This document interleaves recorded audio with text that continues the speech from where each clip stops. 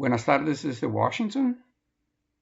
Soy Roberto Yunes, economista del Banco Mundial, coordinador del área de salud del banco en Colombia y director de la iniciativa Salud Derecho. Es un placer y un verdadero honor poder hablar con ustedes en esa cátedra Derecho a la Salud, Equidad y Paz. Voy a hablarles sobre nuestra experiencia en la iniciativa Salud Derecho, que incorpora a 9 países de la región, que van desde Chile y Argentina en el cono sur y Uruguay hasta México. Entonces, quería hacer algunas primeras consideraciones sobre el primer punto, la primera pregunta que me hicieron, que es recordando qué implicaciones tienen el concepto y la reivindicación del derecho a la salud en la organización de los sistemas de salud de la región. Y ahí yo quería examinar dos aspectos distintos. Uno en un plan más general, más conceptual, digamos, que se refiere a la incorporación de los principios básicos del derecho a la salud sobre la práctica y la organización de los sistemas de salud. ¿Y a qué me refiero cuando estoy hablando de los principios básicos del derecho a la salud? Estoy hablando, por ejemplo, de conceptos como transparencia, rendición de cuentas, participación ciudadana, no discriminación, respeto a la dignidad humana, el empoderamiento del ciudadano y el respeto a la ley.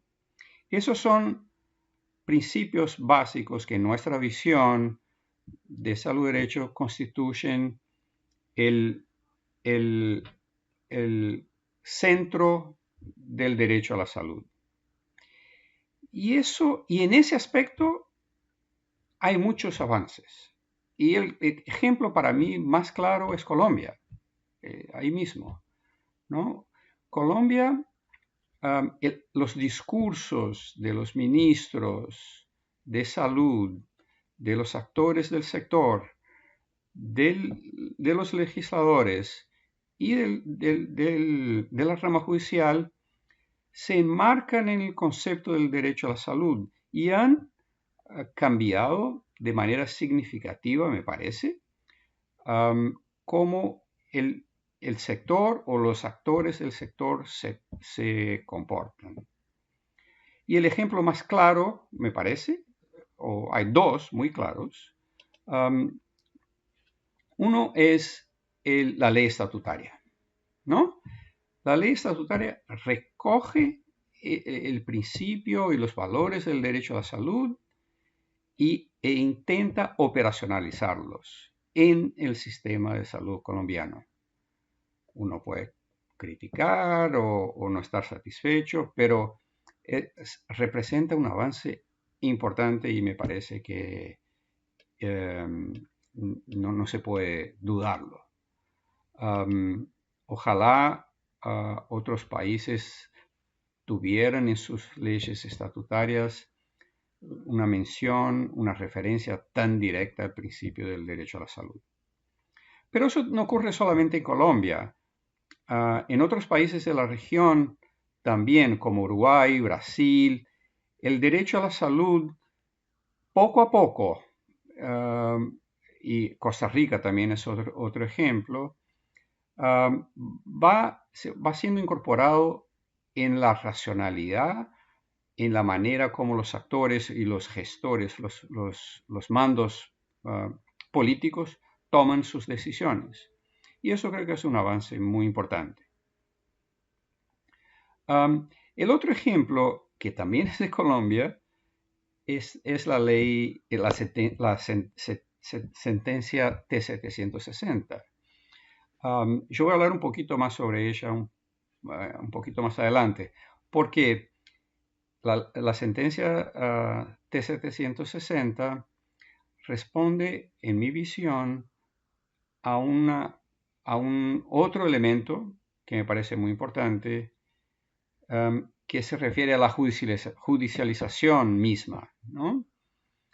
Y ahí tenemos, en lo general, hay una percepción, digamos, negativa del derecho de la inserción del derecho a la salud sobre los sistemas de salud, porque en particular los actores del sector salud critican que el Poder Judicial está interfiriendo directamente sobre la organización, el funcionamiento, el financiamiento y mismo los criterios de priorización que utilizan el sector salud.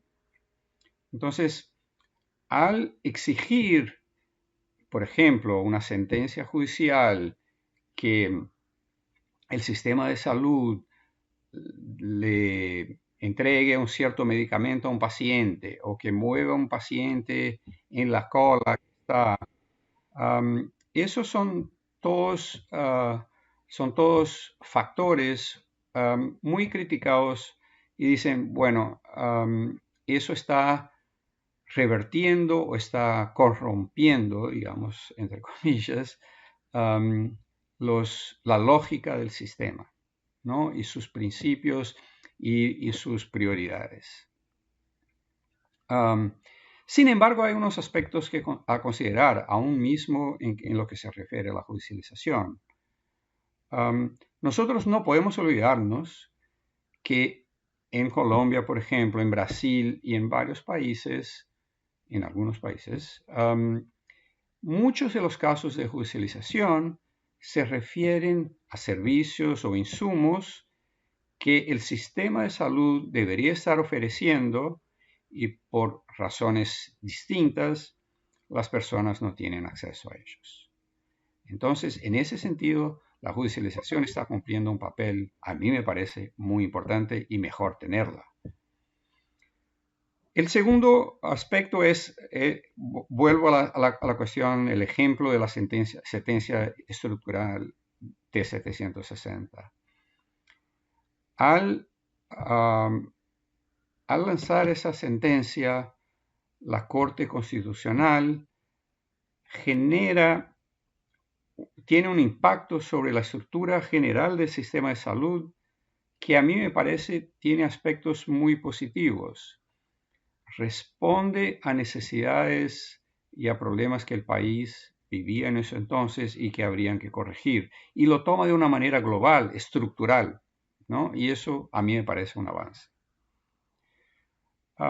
Por otro lado, se puede decir, o hay un riesgo, y como estamos en una cátedra a donde equidad es un elemento importante, que la judicialización puede ser inequitativa, en el sentido que las personas que tienen más acceso a la justicia, que tienen más conocimiento, pueden acceder más y por tanto exigir sus derechos más que otros ciudadanos. Entonces podría estar exacerbando las inequidades.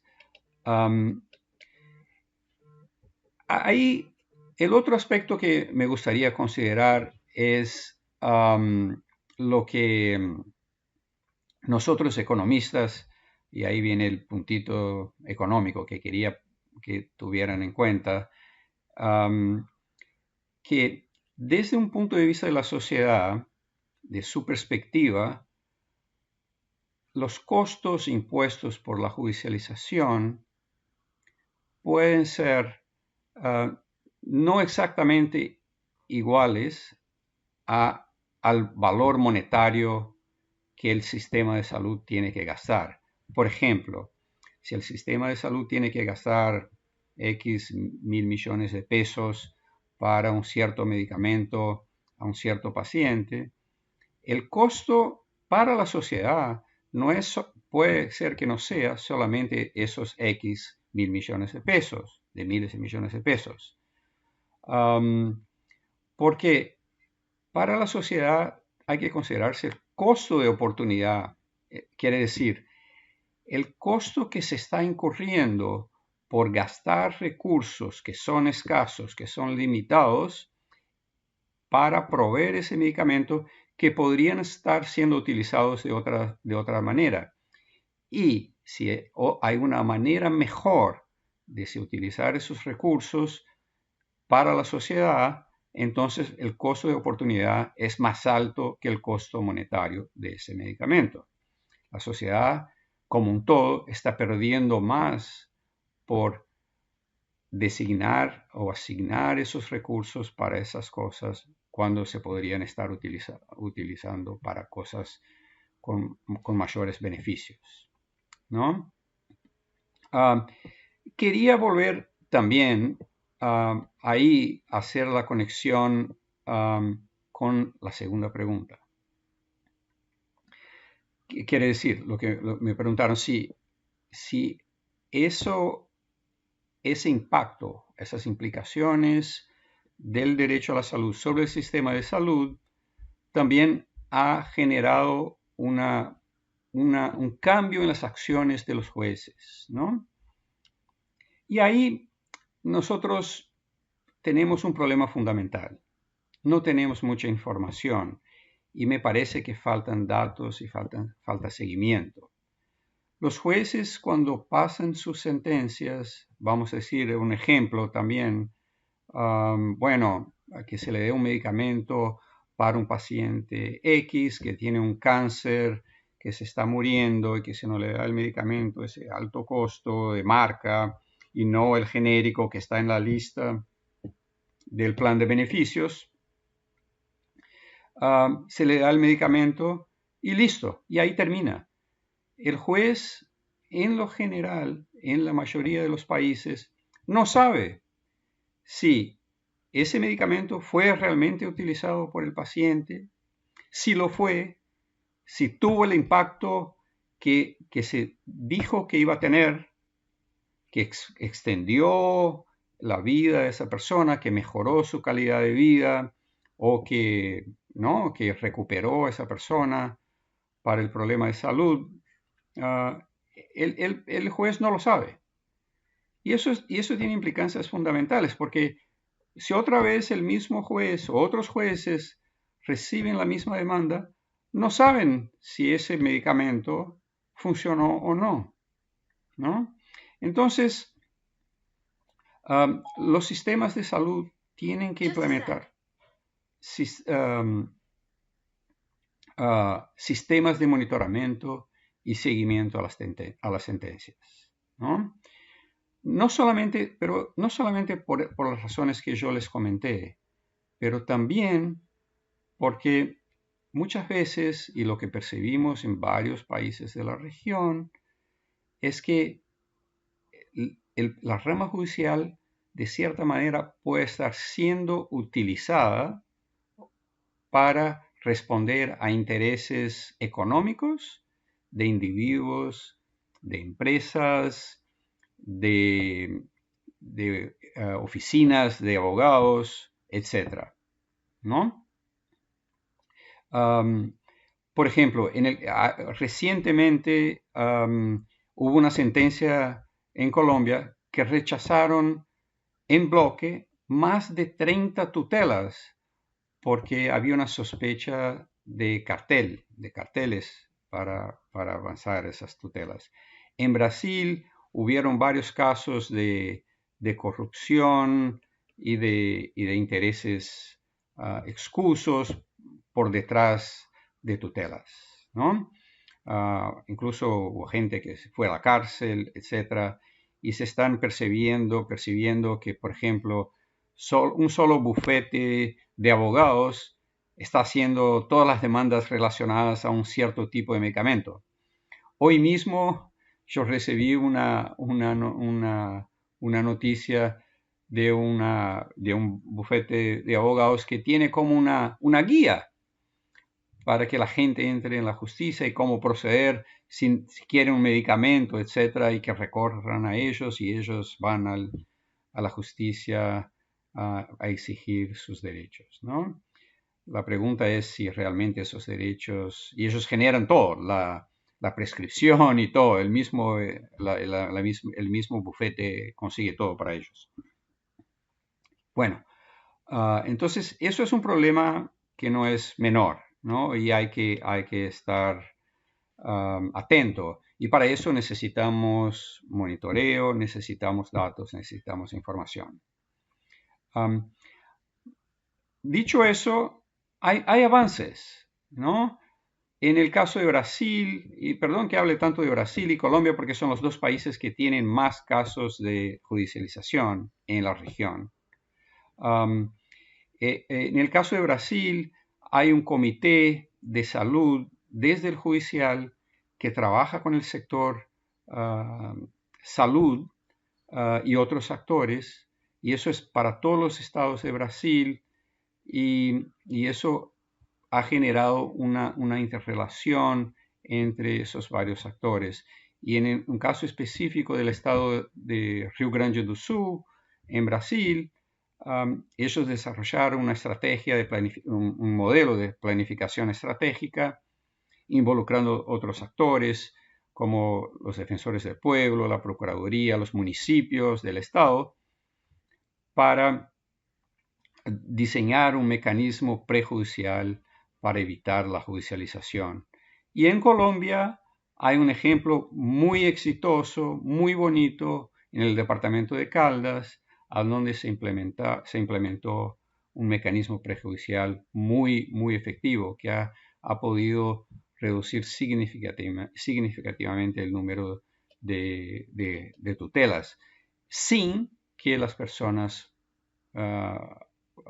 perdieran el derecho. Lo que se está es resolviendo las demandas de los ciudadanos por otros mecanismos que no las tutelas judiciales. Les invito que por favor conozcan la página de nuestra iniciativa, de la iniciativa Salud Derecho, www.saludderecho con solo una d.net,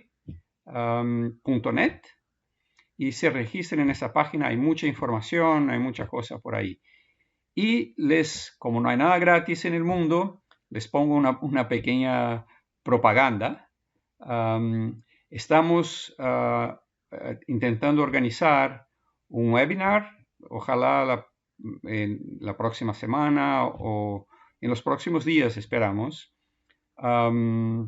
que lo estoy llamando, y ahí pido disculpas a ustedes colombianos y a Gabriel García Márquez, que lo estoy llamando Derecho a la Salud en los tiempos del coronavirus.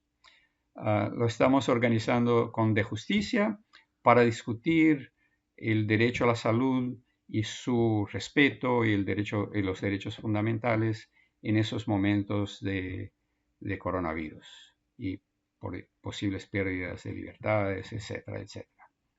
Bueno, muchísimas gracias y nuevamente les pido disculpas por el tiempo que les tomé. Muchas gracias.